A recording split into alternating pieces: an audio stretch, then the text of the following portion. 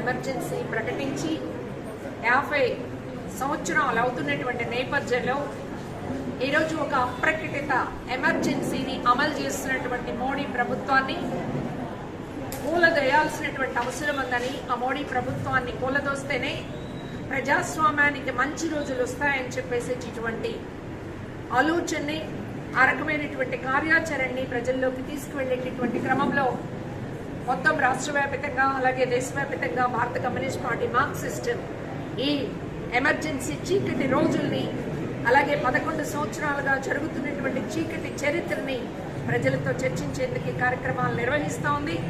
ఈరోజు మనందరికీ తెలుసు, వాస్తవంగా చెప్పాలంటే గత ఎన్నికల్లో ప్రజలు మోడీకి సీట్లు ఓట్లు తగ్గించడం ద్వారా ఒక హెచ్చరిక చేశారు, చక్కదిద్దుకోవాలని. అయితే మన రాష్ట్రంలో ఉన్నటువంటి చంద్రబాబు నాయుడు, జనసేన అలాగే నితీష్ కుమార్ల సహకారంతో ఈ ప్రభుత్వాన్ని నడుపుతూ అదే పద్ధతుల్లో హిందుత్వ రాజకీయాలను అమలు చేస్తూ ప్రజల మధ్య విద్వేషాలను సృష్టిస్తున్నారు.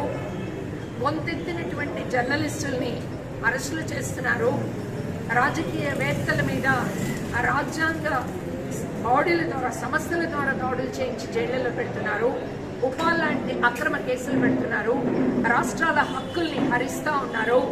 చంద్రబాబు నాయుడు కూడా జైలు పెట్టించడంలో, ఒక ఒప్పందానికి రావడంలో మోడీ హస్తం ఉందా అనేటటువంటి చర్చ కూడా జరుగుతున్నటువంటి విషయం మనందరికీ తెలుసు. ఇలాంటి నేపథ్యంలో ప్రజాస్వామికవాదులందరూ కూడా ఈరోజు బయటికి రావాల్సినటువంటి అవసరం ఉంది. మోడీ చేస్తున్నటువంటి ఈ రాష్ట్రాల హక్కుల మీద దాడి కావచ్చు, అలాగే నిధులన్నింటినీ దుర్వినియోగం చేస్తూ ఒక మతాన్ని రెచ్చగొట్టేటటువంటి ప్రయత్నం కావచ్చు, స్వేచ్ఛగా ఉండేటటువంటి న్యూస్ క్లిక్ అలాగే వైరు, బీబీసీ ఇట్లాంటి సంస్థల మీద దాడులు కావచ్చు, వీటన్నిటిని నిరసించి మన రాజ్యాంగం ఇచ్చినటువంటి ప్రజాస్వామిక హక్కుల్ని రక్షించుకోవడానికి, రాజ్యాంగ విలువల్ని రక్షించుకోవడానికి, మన సర్వసత్తాకతని అంటే విదేశాలకు దాసోహం అని వాళ్ళ మనం చూస్తున్నాం.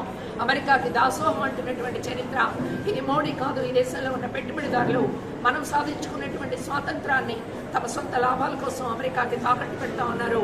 దీన్ని నిరసించాలని చెప్పేసి, ఆనాటి పోరాట స్ఫూర్తిని అందుకోవాలని చెప్పేసి ప్రజలకు విజ్ఞప్తి చేస్తున్నాం. మోడీనే కాదు, తెలుగుదేశం కూడా కూటమి నుంచి బయటికి రావాల్సినటువంటి అవసరం ఉంది. అప్పుడు మాత్రమే ప్రజలకు రక్షణ కలుగుతుందని చెప్పేసి సిపిఎం భావిస్తుంది.